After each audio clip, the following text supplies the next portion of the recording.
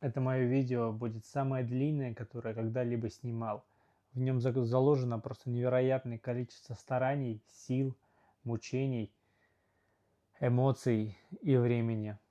Мы 8 дней ездили по Кыргызстану, искали рыбу, смотрели невероятные красивые горы, пейзажи. Все это фотографировали, снимали для того, чтобы смонтировать и показать вам. Я вам хочу максимально подробно объяснить, рассказать и дать какую-то информацию для вас, чтобы вы могли ей воспользоваться по Кыргызстану. Это невероятно красивая страна, в которой есть все. Просто классные люди, добрые, отзывчивые, всегда готовы помочь. Вкусная еда.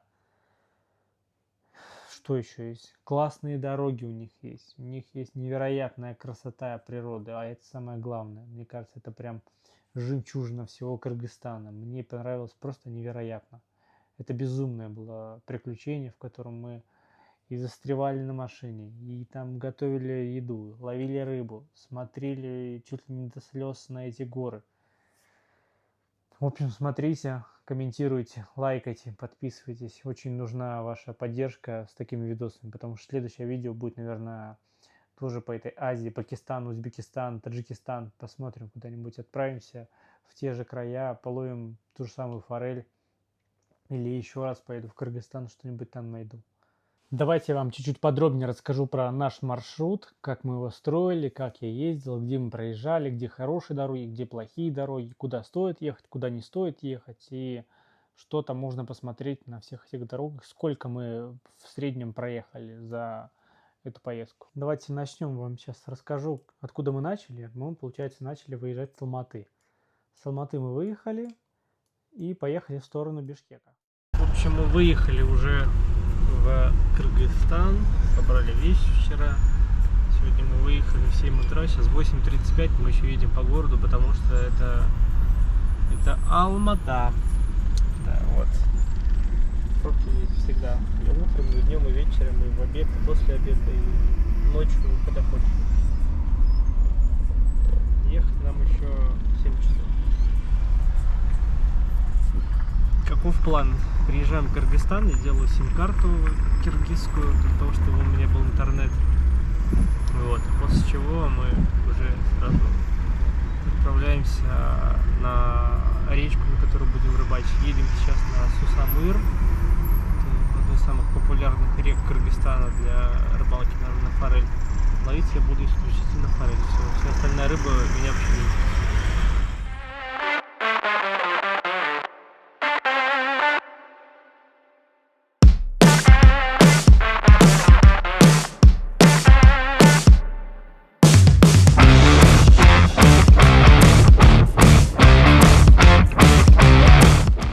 На границе люди бензин возят.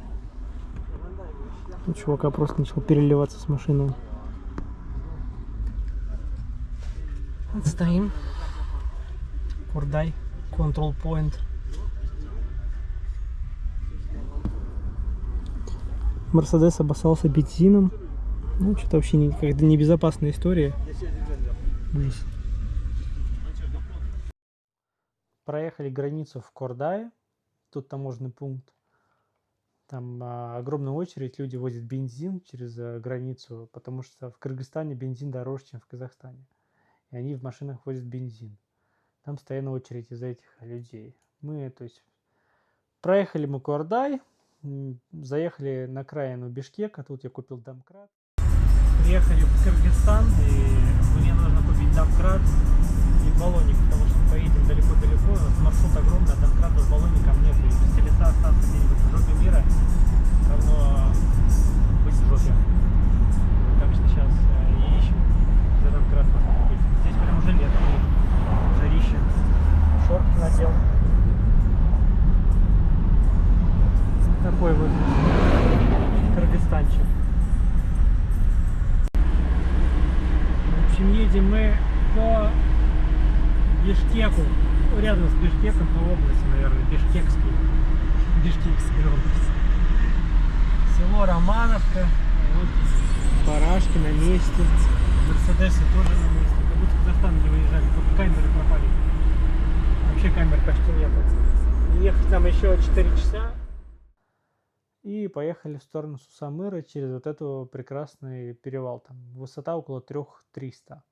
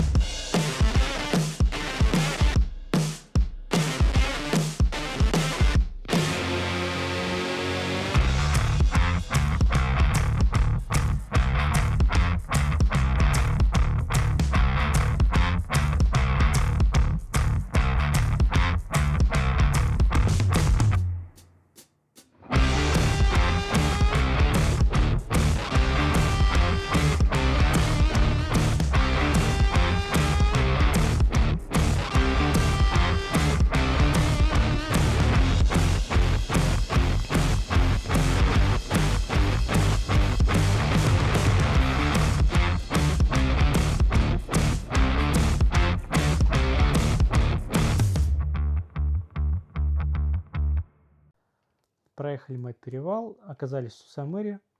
В Сусамыре я еще проехал по реке Сусамыр. В общем и целом, какая ситуация у нас? Мы приехали в Сусамыр, прям в саму деревню, приехали сюда уже поздно вечером, часов 9 уже потемнело. Вот. Потом я решил доехать до реки, проверить речку. Приехал к речке. Стоит какой-то древний старый мост и стоит какая-то просто машина возле моста. Я к ребятам подошел, спросил, что за мост вообще. Он выглядел, конечно, ну так себе мостик выглядел, как будто по нему ездить нельзя. Спросил, что как. Там просто сидят 4 колдыря в жопу пьяных мужика, фигарят, типа водку сидят в машине. Я думаю, ну ладно, типа окей.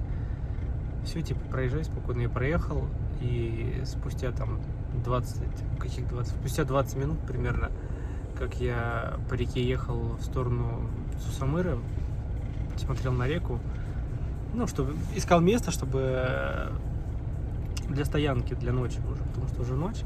И эти колдыри, короче, подъезжают сзади ко мне на машине и начинают какую-то дичь вообще нести полную. Типа, это их локация, здесь ездить нельзя, там давай деньги и так далее. Ну, мы, естественно, послали их в очко и поехали обратно в Сусамыр. Приехали в Сусамыр, и вообще почему я туда уехал? Во-первых, потому что река вся коричневая, она вспухла, и, то есть, короче, на ней паводок начался. Вот и все. И смысла здесь сейчас находиться нет, поэтому я сейчас в ночь, наверное, поеду в сторону Иссык-Куля. Там, ну, не знаю, сколько доедем, столько доедем. Будем дальше уже передвигаться, потому что сегодня здесь оставаться смысла нет, и потом тратить целый световой день, чтобы уехать на Иссык-Куль, это вообще беда будет полная, 2 дня просрать. И мы отправились в сторону Иссык-Куля в этот же день, точнее в эту же ночь. То есть за один день или за одну ночь я проехал около там 800 километров. Вот здесь самая ужасная дорога, которая есть в Кыргызстане, это вот эта дорога, это самая, мне кажется, страшная, ужасная дорога, по которой не советую вообще никому ездить. Это прям там везде завалы, это высокие горы, здесь огромная бурная река, она прям сыпется, прям все там сыпется, все течет, и это очень такое страшное, неприятное место, в которое лучше не ехать вообще. Проще объехать, зато вы там живыми останетесь.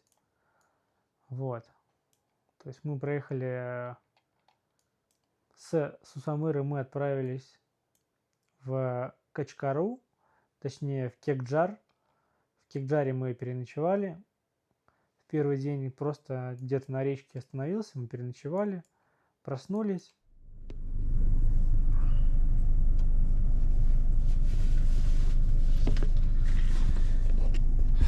Доброе утро.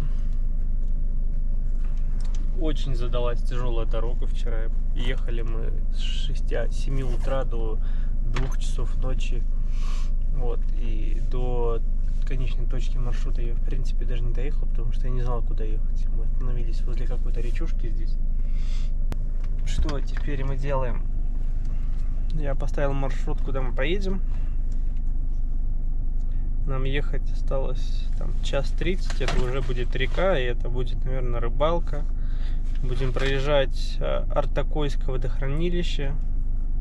Одна такая красивая локация здесь. И уже выйдем к Иссык-Кулю. И на Иссык-Куле повернем там одну речушку, которая называется Турасу. Вот, короче. Турасу. Еду я сюда сейчас. А сейчас мы находимся вот здесь.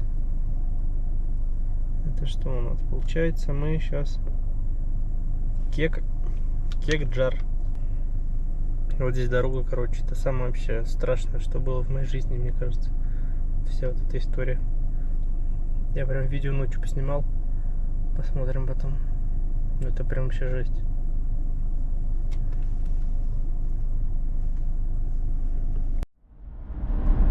Бензин, короче, здесь почти 80 рублей, а газ 37,90. Нормальная, конечно, наценочка.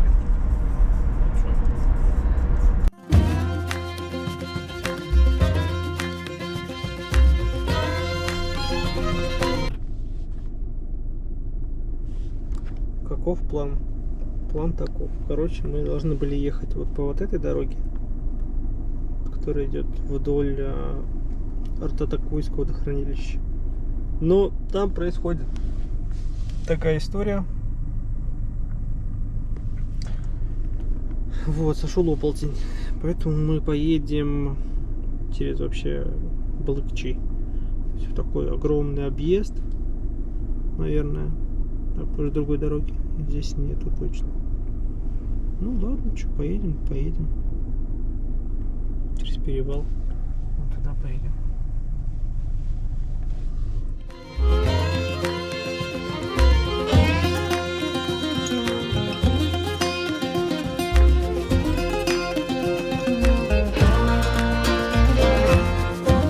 Заправились в Качкаре и поехали на Иссык-Куль. Эта дорога была закрыта, по ней я не смог проехать, там были обвалы камней. Поехали в эту сторону, вдоль Чу. Здесь на Чу мы попробовали порыбачить.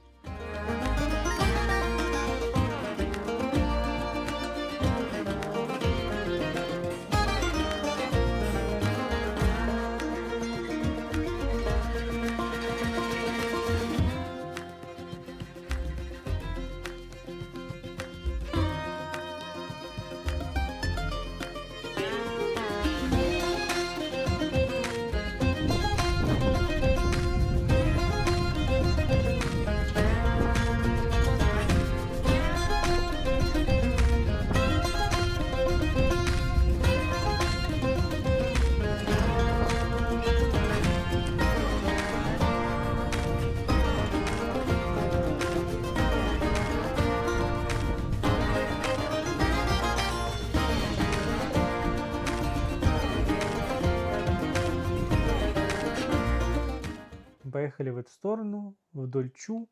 Здесь на Чу мы попробовали порыбачить, ничего там не получилось. Заехали в Балыкчи, купили там какой-то местной еды и отправились вдоль южного побережья Иссык-Куля.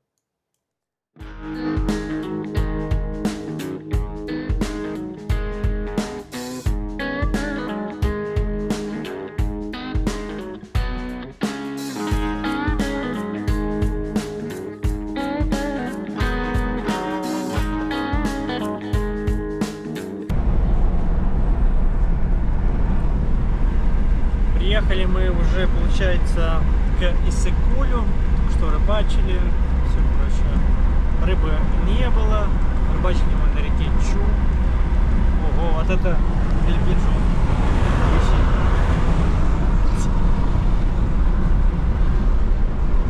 Че ты? Дашку уже засмущал бильбиджон лошадиный. Ты не хочешь, чтобы выкладывать больше?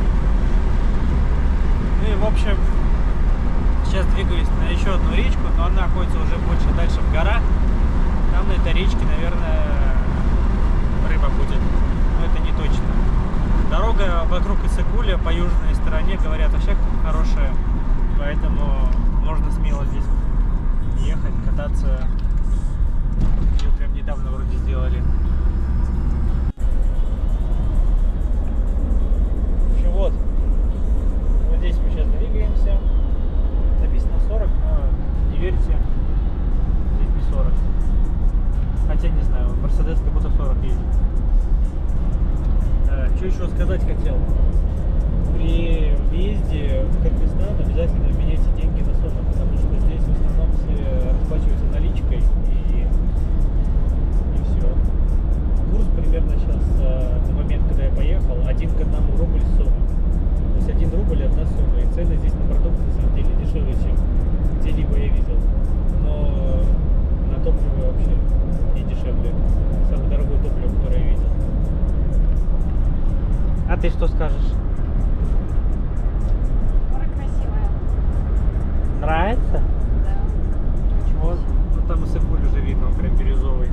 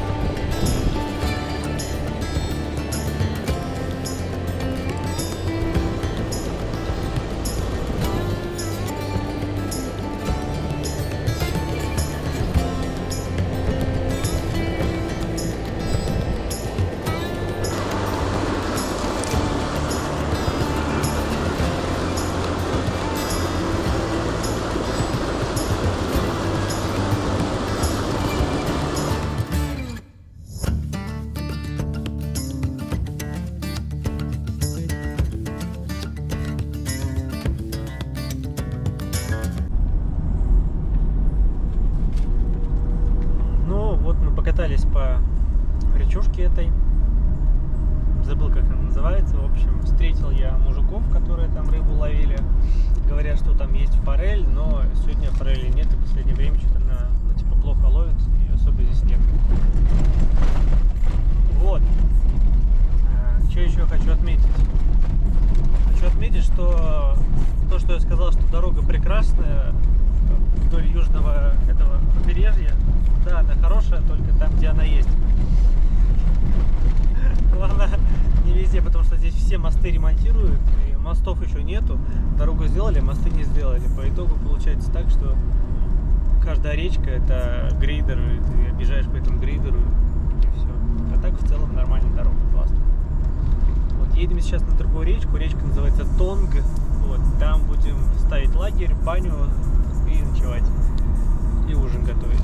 Вот, а завтра утром я там буду рыбачить. Надеюсь, там будет рыба хоть какая-нибудь, потому что что-то рыбы нет.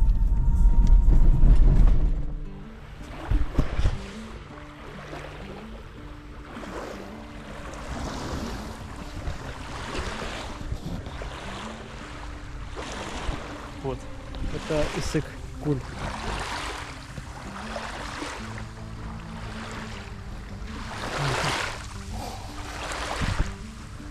Холодный.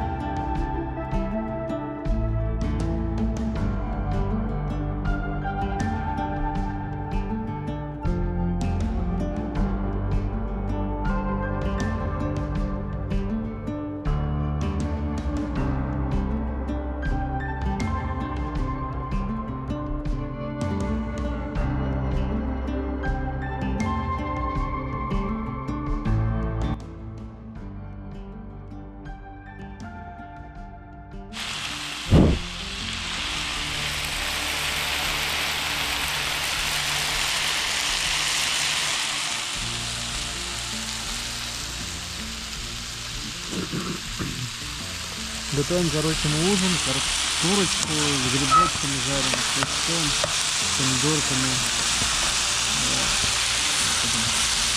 Трапезничать. Остановились мы ночевать на Иссык-Куле, прямо у берега. Нашли стояночку такую, удивительно вообще, ночью. Так что завтра проснемся на берегу этого прекрасного и красивого озера. Вот и все.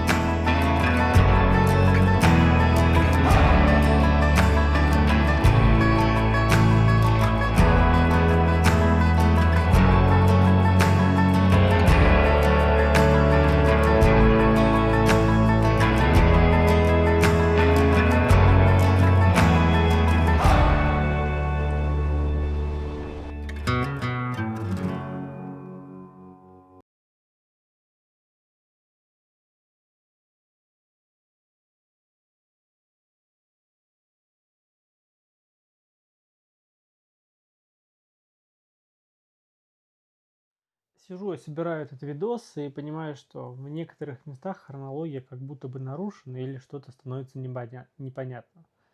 Нет, ребята, здесь все правильно, здесь все не нарушено, просто погода в Кыргызстане поменялась за секунды. Мы заехали в это ущелье, и там начался сильный ветер.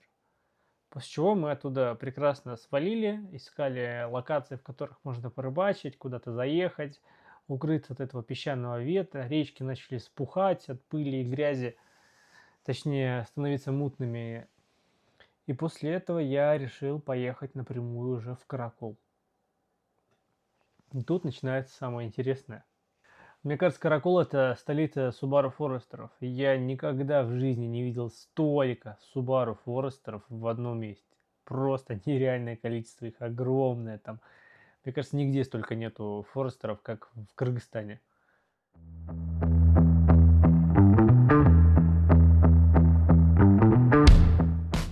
Вот этот камень?